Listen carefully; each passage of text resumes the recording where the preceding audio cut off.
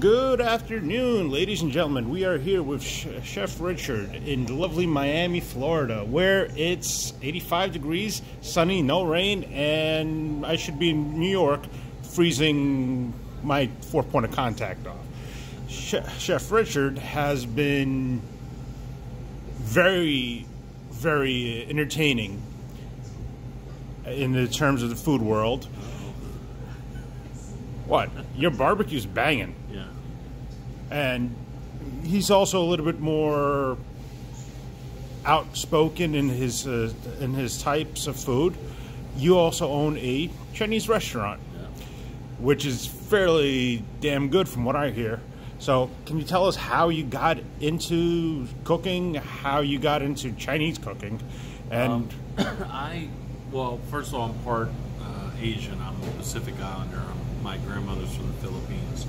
So from my first memories of food included soy sauce and vinegars and fish heads and, you know, those type of things that my grandmother would cook, and I thought that was normal. I stayed with her during the summer, and she babysat us, and so she fed us Filipino food, pancit and lumpia and adobo and babinka, and I just thought this was food. It wasn't Filipino food or American food. This was just food to me. So I think having that balance, that sort of training my palate of that, sweet, sour, salty, hot profile from a very early age, I was just drawn to Asian food. I was, I guess, more than drawn. I mean, I was obsessed with it when I became a teenager. And then in my early 20s, I wanted to go to culinary school, so I went to New York, the French Culinary Institute in New York City on Broadway and Grand, and now it's the Culinary Institute or something. CIA? No. That's not the CIA. No, it's the... I forget what they changed the name to, but when I went, it was FCI, and it was perfect for me. It was like a 9-month program. I got to live in New York City. I lived in the Lower East Side. I mean, this is 1997 in the Lower East Side, so this is a different... Ludlow Street was just starting to happen. I stumble out drunk and eat at Cat's at 3 in the morning, or the kebab house or something. There was a Turkish place right on the corner, right next to on the other block of where Cat's was. So these were all new experiences for me, and it really showed me what my palate should be, where it should be. And I grew up in Tampa, and Tampa's a great place, but a place for chains. You want to start a chain, then you go to Tampa. They're very supportive of that type of thing. But I was fortunate to have one of my first chefs tell me to. I asked her, what should I do? What's my next step? Where should I go? And she goes, there's a chef named John George that's really blowing up right now. John George? Yeah. Who's that? That's what I said. At the time, I was like, who is that? She goes, well, you need to know who he is, okay? So you need to go work for him. So I went to the school and I said, I want to work for this guy, John George. And he had JoJo's, he had Vong, and he just was about to open Jean George. And so I went, and the school set up an interview at Vong for me, and he came. I interviewed with him. He opened the door. I handed my resume. Of course, there was like one line on the resume. I had worked only at one place, a place called City and Wine and Cigar on Late Street for Drew Nieperin for the Miri Group, and Jean George. What's his No, I'm sorry. You have no experience like that. Just like that. He hands it back to me. And I said, no. And he goes to close the door. I said, no. And he looks at me like, the fuck's your problem, man? So I said, hey, listen, wait a second. I came here for an interview. I came all the way from downtown to see you. And this is on 53rd and 3rd, which showed him how green I was. And I came all the way from downtown to see you, so you need to see me. And he just turned around, he walked away. He went downstairs towards his office, and the whole time I was behind him going, listen, I can do whatever you need me to do. Just give me a chance. I work right now. I have my knives. I have my jacket right now. Any position you put me in, and imagine this is John George listening to this. And right when he gets to his office, he turns around and he like looks me up and down and he goes, okay, I'll give you a chance. Be here tomorrow at 7 a.m. for lunch. I said, okay. So I come 7 a.m. It's restaurant week in New York City. Oh. So he knew what he was doing. We did like, I don't know, 700 lunches at Vong, you know, a day. And he put me in garde manger, and maybe it wasn't 700, maybe 500, but it was a lot. He put me in garde manger, and he had speed racks and speed racks of setups and everything. And I worked as quickly as I could work. The ceiling was low for me. I'm like working like that, and I see him watching me, but I don't say a word. I don't talk. I don't do nothing. And at the end of the day, he says, oh, you did very good. Tomorrow I'm going to have you work on the soup station, which, if anybody knows Vong, he had that galangal soup. It was like the chicken and coconut milk soup. And it was the poissonier's position, and I was the assistant to that. So I banged out that station, and then the next day he goes, okay, I want you to work here cutting meat. And, you know, they were so busy, they had one person, the saucier would just pass the meat over to rest, and then one person would cut and plate. And I did well there, and then I think the other guys started seeing me do well, so I became great friends with these guys. But they were like, hey, the chef wants you to go get a bucket of steam from the freezer. I'm like, a bucket of steam? Go get it. Okay, I go downstairs. Hey, chef, they're looking. They asked me for a bucket of steam. Get the fuck out of here! Then the next mo, hey, they want the bacon stretcher. They want the lentil peeler. You know, and I was like, all right, guys, all right, that's enough.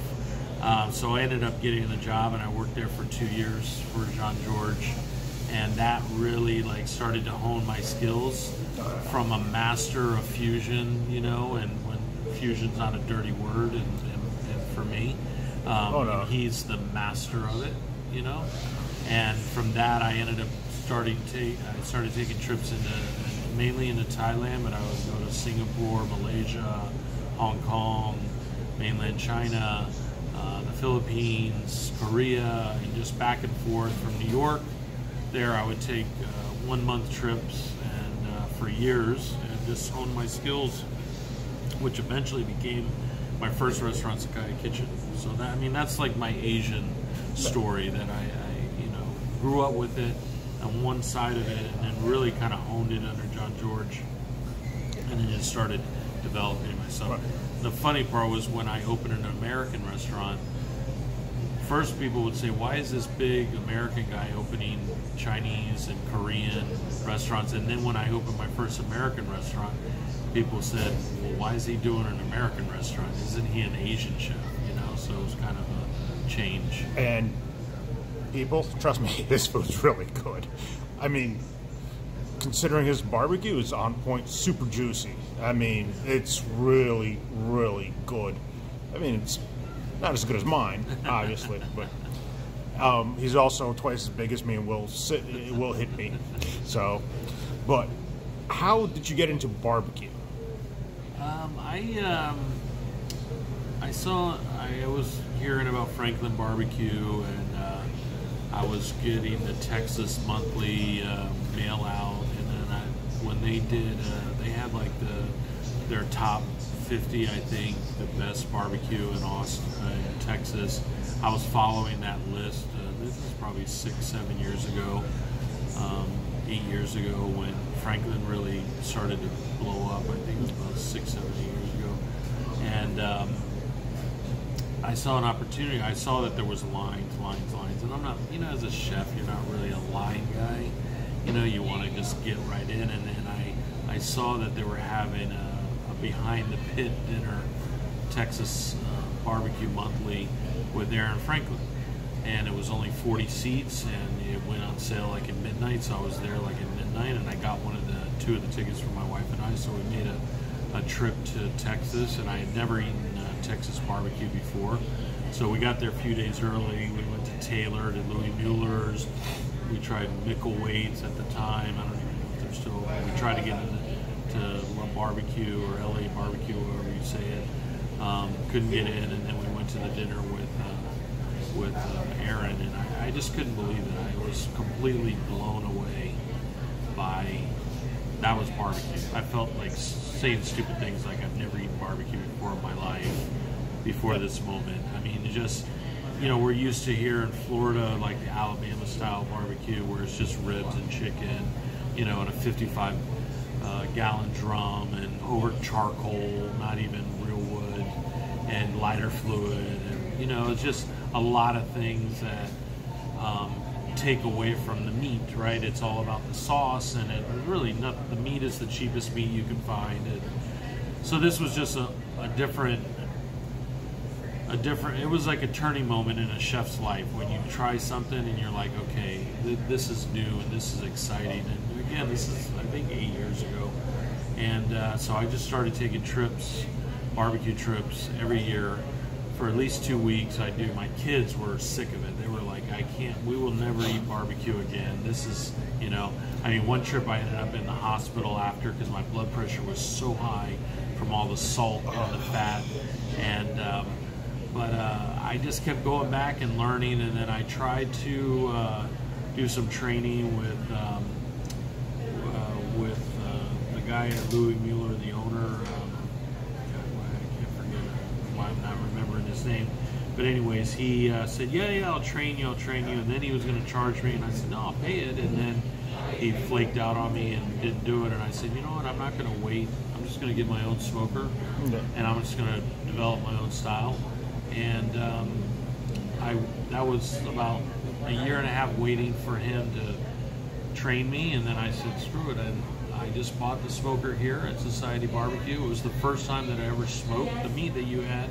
I was only a few months into smoking my own meats. Well, for a few months, that's really good. I never owned a smoker before. I mean, I do makeshift smokers in restaurants where we did hotel pans with wood chips, but I never cooked with live fire. In my career, I never did it at home. I had propane tanks, and I just spent about 3 months just playing with the smoker, learning how to build fires, learning how to tend the fires, then learning about what temps to pull it, looking at videos online of everything that Aaron Franklin did, and then looking in the background and saying, oh, that's the mustard that he uses. That's the brand. Oh, that's what he uses. You know, this is the ketchup, this is whatever. And then really looking at his seasoning blends, or if he's talking, looking at his pits behind the dials, like zooming in, taking screenshots and zooming in. And mostly I found on there that people were cooking a lot hotter than they said they were. Like everybody's, oh, low and slow, 225. No, people are like cooking close to like 300 in these operations. Why would that be? Just to turn around more? I think what I figured out, now that I've kind of, just the speed, just the amount that you're doing, but I think the real reason is when you're have a small pit and you have a couple briskets, yeah, you could do 225. If you have a 1,500 gallon, pit that you have 40 briskets going from one end to another, you need to cook at a higher temp because there's no way that you can maintain 220. That it's too low. So you need to cook higher, so you'll have like some hot spots that you can avoid, and then some spots that are just optimal for cooking. That's what I have learned in my pit, because I could set my pit. I set my pits at 285, and I figured out that some part of my pit's 250, some of it's 300, some's 285, I'm like 245. It's just a different, like, it's got cold spots and hot spots, and I think that's something as a pit master, maybe pit masters out there are saying, duh, but that's what you have to learn about your pit. You have to learn those things, and I don't think any pit, they could be similar, but I don't think they're exactly the same. Oh, that's It's very interesting. All right, guys, we're going to wrap it up and for part 2 because my hand is getting tired of holding this and it's 15 minutes.